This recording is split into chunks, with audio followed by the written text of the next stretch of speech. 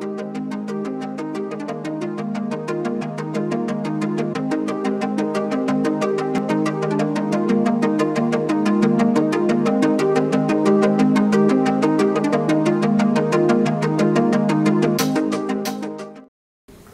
pagi hari ini, tanggal 14 April 2020, dari pukul 8 sampai pukul 10 waktu Indonesia bagian Barat, Presiden Republik Indonesia mengikuti KTT khusus ASEAN mengenai COVID-19 secara virtual di bawah keketuaan Vietnam sebagai ketua ASEAN saat ini. Penyelenggaraan KTT khusus tersebut salah satunya adalah karena usulan Indonesia.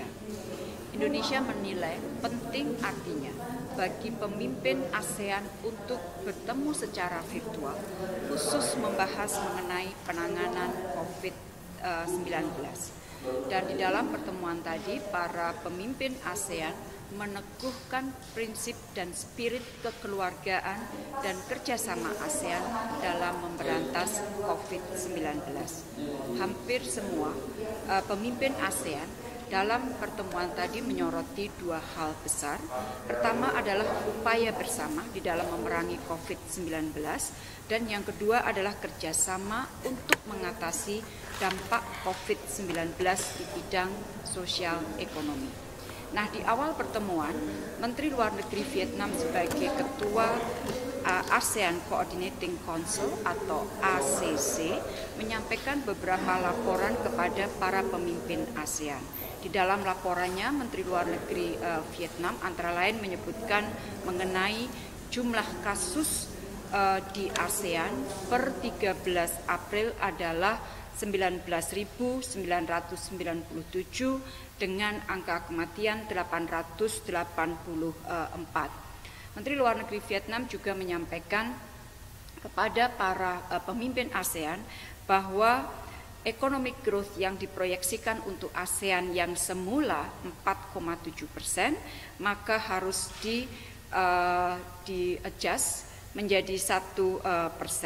Selain itu, Menteri Luar Negeri Vietnam menginformasikan bahwa ada sekitar 235 kegiatan pertemuan yang terpaksa dipospon, kemudian dimodifikasi dan juga bahkan di-cancel di ASEAN. Nah, dalam pertemuan tadi juga Ketua ACC menyampaikan mengenai respons yang selama ini sudah dilakukan oleh ASEAN dalam rangka memerangi COVID-19. Banyak sekali yang kita sudah lakukan, termasuk dari tanggal 14 Februari di mana Ketua ASEAN sudah mengeluarkan statement yang isinya adalah political commitment yang tinggi untuk memperkuat kolektif respon ASEAN dalam memerangi COVID-19 dan juga terbentuknya interagency working group yang dibentuk di bawah ACC yang tugasnya adalah untuk mengkoordinasikan dan membuat rekomendasi untuk ASEAN. Dan beberapa menteri sudah melakukan pertemuan dalam konteks ASEAN, tentunya selain Menteri Luar Negeri ada beberapa kegiatan, tidak hanya pertemuan tetapi juga statement yang sudah dikeluarkan antara lain oleh Menteri Kesehatan yang sudah melakukan pertemuan bahkan pada level APT ASEAN Plus 3, kemudian Menteri Pertahanan juga mengeluarkan statement, kemudian juga Menteri Pertanian dan Kehutanan, dan juga di bidang keuangan dan dari bank sentral masing-masing negara. Sementara pertemuan dengan para mitra ASEAN juga sudah dilakukan antara lain dengan Tiongkok, dengan EU, dengan Amerika Serikat, dan juga pada level ASEAN Plus 3. Nah, di dalam laporannya ACC memberikan 3 rekomendasi. Pertama adalah terkait dengan upaya containment dan control untuk memerangi pandemi. Yang kedua adalah mendukung atau melindungi masyarakat atau rakyat ASEAN. Dan yang ketiga adalah mengadres impact sosioekonomi dari pandemik ini. Nah, pada pertemuan tadi, teman-teman, Bapak Presiden menyampaikan sekali lagi pentingnya kesatuan, sinergi, dan kolaborasi. 4 hal utama yang disampaikan oleh Presiden adalah pertama, kerjasama untuk memutus mata rantai penyebaran virus. Presiden memahami berbagai upaya yang telah dilakukan oleh masing-masing negara ASEAN sesuai dengan situasi dan kondisi masing-masing, dan Presiden menekankan tidak ada satu kebijakan yang dapat diberlakukan bagi semua negara. Nah, untuk mengatasi penyebaran virus lintas batas, Presiden mengusulkan agar ASEAN dapat menyusun sebuah prosedur ASEAN berupa protokol untuk merespon pandemi melalui Joint Contact Tracing and Outbreak Investigation. Nah, usulan Indonesia ini dimuat dalam salah satu paragraf di deklarasi hasil KTT, yaitu di dalam formulasi sebuah ASEAN Standard Operating Procedure untuk emergensi kesehatan masyarakat. Hal kedua yang disampaikan oleh Presiden adalah menekankan pentingnya untuk mencegah hambatan lalu lintas barang. Ini selalu disampaikan oleh Presiden. Dan Presiden menekankan 3 hal yang tidak boleh terhambat pada saat ini, yaitu mengenai bahan makanan, peralatan kesehatan, dan obat-obatan. Presiden juga menyarankan ada pentingnya pengaturan bersama untuk tetap menjaga kelancaran lalu lintas perdagangan pada saat kita menghadapi pandemi ini. Yang ketiga, isu ketiga yang disampaikan oleh Bapak Presiden adalah pentingnya kerjasama perlindungan warga negara ASEAN. Secara khusus, Presiden memberikan penekanan terhadap buruh migran yang dalam kenyataannya telah memberikan kontribusi terhadap perekonomian negara anggota ASEAN. Isu mengenai perlindungan warga negara ini juga telah masuk di dalam deklarasi KTT khusus ASEAN. Nah, di dalam konteks yang agak berbeda tetapi masih terhubung dengan masalah perlindungan, di dalam deklarasi KTT juga disebutkan mengenai pentingnya operasionalisasi secara efektif guidelines mengenai bantuan konsuler bagi bantuan konsuler oleh misi-misi ASEAN di negara ketiga untuk membantu warga negara dari negara-negara ASEAN. Hal keempat yang disampaikan oleh Presiden yaitu menekankan pentingnya kerjasama dengan mitra ASEAN.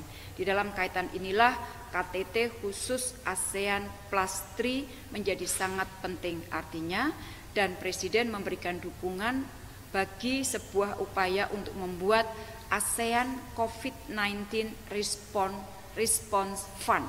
Saya ulangi, ASEAN COVID-19 Response Fund dengan relokasi ASEAN Development Fund dan juga ASEAN Cooperation Fund. Relokasi budget ini diperlukan sebagai langkah darurat untuk menyediakan peralatan medis yang diperlukan untuk memberantas COVID-19 bagi negara-negara ASEAN yang memerlukan. Teman-teman media yang saya hormati, tadi sudah saya sampaikan bahwa KTT ini menghasilkan sebuah deklarasi, dan kalau kita lihat secara garis besar deklarasi tersebut memuat adanya 7 hal utama atau keputusan. Yang pertama adalah pentingnya memperkuat kerjasama melawan COVID-19, antara lain saling tukar informasi, best practices, pengembangan research, pengembangan epidemiologi, kemudian clinical treatment, dan lain-lain. Nah, di bagian pertama inilah Indonesia mengusulkan mengenai masalah protokol yang tadi saya sebutkan. Nah, hal yang kedua yang dimuat di dalam deklarasi adalah mengenai pentingnya memberikan perlindungan bagi warga negara-negara ASEAN. Sekali lagi, isu mengenai perlindungan warga negara penting bagi ASEAN di dalam masa pandemi ini. Yang ketiga adalah memperkuat komunikasi publik dan pentingnya upaya untuk memerangi stigmatisasi dan juga diskriminasi. Yang keempat adalah komitmen untuk mengambil collective action dan kebijakan yang terkoordinasi untuk memitigasi dampak ekonomi dan sosial. Di sini para pemimpin ASEAN meminta agar para menteri ekonomi ASEAN dapat mengimplementasikan hasil pertemuan Menteri Ekonomi ASEAN yang diselenggarakan pada tanggal 10 Maret dan para leaders juga meminta agar para menteri ekonomi ASEAN juga menindaklanjuti dalam rangka mempersiapkan next pada saat pandemi sudah berakhir, yaitu pada masa recovery nantinya. Dan dalam konteks dampak sosial ekonomi, para pemimpin ASEAN memberikan perhatian terhadap UMKM dan kelompok rentan lainnya. Hal kelima yang dimuat di dalam deklarasi adalah menekankan pentingnya pendekatan komprehensif dengan melibatkan multi-stakeholders dan multi-sektoral. Dan para pemimpin mengapresiasi kerja ACC yang anggotanya para Menlu ASEAN dan juga ACC Working Group on Public Health Emergency. Hal yang keenam, menugaskan para menteri ekonomi ASEAN untuk memastikan berjalannya supply chain connectivity sehingga perdagangan dapat terus berjalan. Dan yang ketujuh adalah mendukung realokasi Trust Fund ASEAN guna membantu ASEAN di dalam menangani COVID-19. Jadi itulah teman-teman yang dapat saya sampaikan, termasuk 7 butir yang ada di dalam deklarasi sebagai hasil KTT khusus ASEAN di dalam menangani COVID-19. Dan pada siang sore nanti, yaitu pada pukul 2 sampai pukul 4, insya Allah Presiden Republik Indonesia akan kembali melakukan pertemuan KTT khusus ASEAN Plus 3 yang berarti 10 negara ASEAN bersama dengan Tiongkok, Jepang, dan Korea Selatan yang akan membahas penanganan COVID-19. Demikian.